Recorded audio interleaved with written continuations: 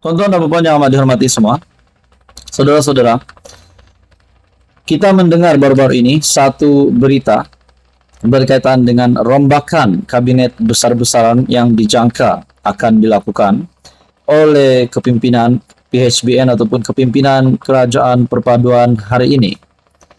Ataupun kita boleh kata Datuk Seri Anwar Ibrahim dijangka akan membuat rombakan kabinet besar-besaran.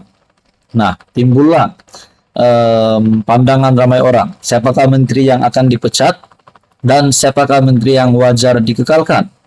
Saudara-saudara, akhirnya dalam satu artikel dari BH Online mengesahkan 4 individu ataupun saya boleh katakan 4 pemimpin ataupun lebih akurat 4 ketua setiausaha bertukar kementerian. Dalam artikel ini, kerajaan mengumumkan pusingan kerja dan pelantikan baharu beberapa pengurusan tertinggi perkhidmatan awam berkuat kuasa esok, dan artikel ini pada 25 September. Pengumuman dibuat Ketua Setiausaha Negara Tan Sri Muhammad Zuki Ali dalam satu kenyataan. Ketua Setiausaha KSU Kementerian Sumber Manusia Datuk Seri Dr. Zaini Ujang ditukarkan sebagai Ketua Setiausaha Kementerian Kesihatan KKM. Datuk Seri Isham Ishak yang kini menjawat jawatan KSU Kementerian Pelaburan berdasarkan Kementerian Pelaburan, Perdagangan dan Industri ataupun MITI akan bertugas sebagai KSU Kementerian Pertahanan. Manakala KSU Kementerian Perdagangan Dalam Negeri dan Kos Sara Hidup KPDN, Datuk Azman Muhammad Yusof bertukar sebagai KSU Kementerian Perpaduan. Manakala KSU Kementerian Perpaduan, Datuk Norida Abdul Rahim ditukarkan ke Jabatan Wilayah Persekutuan sebagai Ketua Pengarah. Timbalan KSU MITI, Hairil Yahri Yaakob dilantik sebagai KSU baharu kementerian berkenaan. Saya mengucapkan syabas dan tahniah di atas pelantikan ini dan percaya dengan kemampuan pegawai yang dilantik untuk terus memacu kecemerlangan kementerian serta agensi dalam menjayakan agenda Malaysia Madani, kata Muhammad Zuki. Artikel ini dari BH Online. Nah, saudara-saudara, kita mendengar sebelum ini berkaitan dengan rombakan kabinet besar-besaran.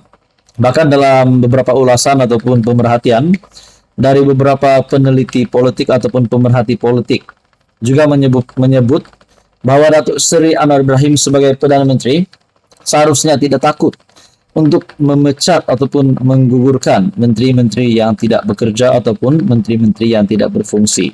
Ini adalah untuk kebaikan Kerajaan Perpaduan juga supaya masih dapat mampu berkuasa sehingga bukan saja pada PRU 16 tetapi sehingga selepas PRU 16. Saudara-saudara, apa komen Anda berkaitan dengan berita hari ini? Teruskan bersama di dalam channel ini untuk info yang seterusnya.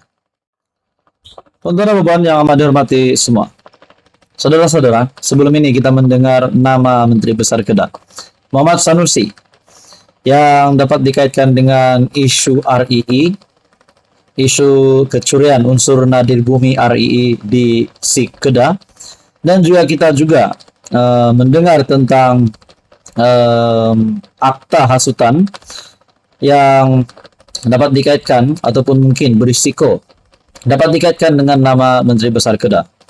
Saudara-saudara, sehingga hari ini secara pribadi saya tidak menjangka ataupun saya tidak begitu tahu tentang akta hasutan, adakah Sanusi sudah dikenakan akta tersebut atau tidak. Tetapi kita tahu sebelum ini berkaitan dengan isu penghinaan ataupun isu 3R yang dapat dikaitkan dengan nama Sanusi. Akhirnya Sanusi hari ini, saudara-saudara, telah mendapat satu lagi gelaran baru. Gelaran baru ini pasti membuat Sanusi dan penyokong-penyokong Sanusi ataupun penyokong PAS pasti akan digemparkan. Satu artikel dari sinarharian.com, Sanusi wajar digelar pemimpin pembohong nomor 1, kata Fuad Zarkashi. Perdana Menteri Datuk Seri Anwar Ibrahim mendapat tepukan gemuruh sebanyak 9 kali ketika berucap dalam Perhimpunan Agung Pertubuhan Bangsa-Bangsa Bersatu UNGA ke-78 di New York pada Jumaat. Ahli Majlis Tertinggi UMNO, Datuk Muhammad Fuad Zarkashi berkata, beliau antara saksi hidup yang berada di Dewan Persidangan Utama Pertubuhan Bangsa-Bangsa Bersatu PBB ketika ahli parlimen Tambun itu menyampaikan ucapan. Oleh kerana saya saksi hidup, maka dia wajar digelar pemimpin pembohong nomor 1 Malaysia. Bahkan saya hadir 3 hari berturut-turut dari Selasa hingga Khamis mendengar ucapan ketua-ketua negara lain sebelum Perdana Menteri berucap pada Jumaat. Mukadimah sahaja dapat temukan gemuruh bila Perdana Menteri sentuh perang Rusia-Ukraine yang beri kesan buruk kepada global, katanya dalam siaran di Facebook. Pada Ahad, media melaporkan Muhammad Sanusi memperlekeh penampilan Anwar di UNGA ke-78 New York pada Jumaat yang disifatkan sebagai hambar dan gagal mendapat perhatian pemimpin dunia. Ujar Muhammad Fuad sepanjang 15 menit berucap, Anwar sempat menyentuh isu semasa melibatkan perang Rusia, Ukraine, Palestin, Myanmar, Islamfobia, pelan hala 7, rendah karbon dan tenaga, boleh diperbaharui oleh Malaysia, serta rasisme bentuk baharu. Ketika Presiden Iran berucap, dia mengangkat Al-Quran, tetapi tidak ada sesiapa yang tepuk tangan. Ucapan Presiden Amerika juga tiada sambutan daripada perwakilan.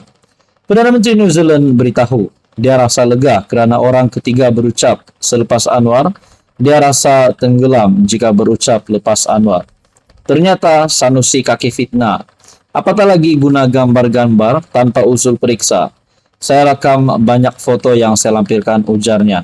Nah, saudara-saudara, terbukti Sanusi sekali lagi kena lagi hari ini dan juga mendapat gelaran baru menurut Fuad Zarkashi. Sanusi wajar digelar pemimpin pembohong nomor 1. Saudara-saudara, tuan-tuan dan puan, pilihan raya kecil untuk ataupun PRK Pelangai yang bakal diadakan.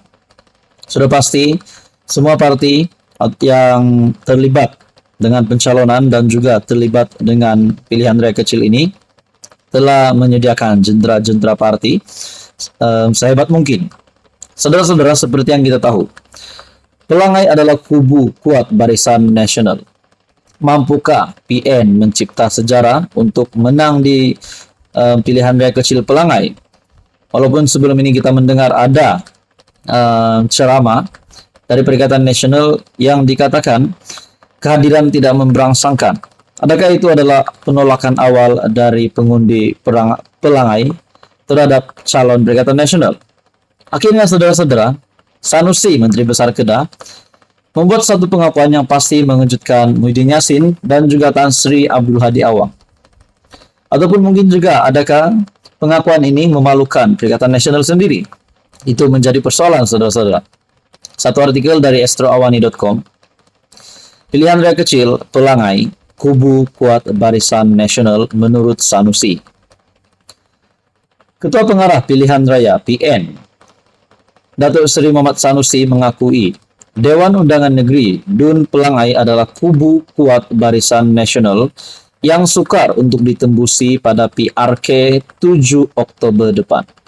Nah, melalui pengakuan Sanusi ini, adakah pengakuan ini sudah menunjukkan bahwa kepimpinan PAS ataupun kepimpinan Perikatan Nasional memang tidak mampu untuk menawan pilihan raya kecil Pelangai, tidak mampu untuk mengalahkan Barisan Nasional? Dalam artikel ini lagi, Sanusi bagaimanapun yakin PN masih berpeluang membuat kejutan di kawasan itu berdasarkan gelombang sokongan terhadap gabungan itu seluruh negara. Kubu Barisan Nasional di Johor itu kuat, tapi semakin menipis dia punya ketebalan itu. Di Pelangai ini pun tak nipis sangat, tapi kita akan coba. Tak ada parti lain menang di situ. Dulu, Long Nan, Datuk Seri Adnan Yaakob punya kerusi itu. Menteri Besar Pahang sebelum Tok Wan Datuk Seri Wan Rosdi Wan Ismail katanya. Beliau berkata demikian ketika ditemui selepas mesyuarat pertama penggal pertama DUN ke-15 dan Majlis Angkat Sumpah Speaker dan Adun Kedah di Wisma Darul Aman pada Isnin. Muhammad Sanusi menzahirkan keyakinan menawan kerusi berkenaan ketika menghadiri program Sanusi Mai Pelangai di Felda Kemasul, Bentong Pahang. Beliau berkata, sebagai ketua dalam peperangan, beliau perlu menyuntik keyakinan dalam kalangan jentera parti mengenai peluangnya untuk merampas DUN Pelangai daripada PN. Saudara-saudara, tuan-tuan dan puan, apa komen Anda? Adakah PN mampu merampas DUN Pelangai ataupun BN tetap akan kekal di DUN Pelangai? Anda boleh komen di bawah. Teruskan bersama di dalam channel ini untuk info yang seterusnya.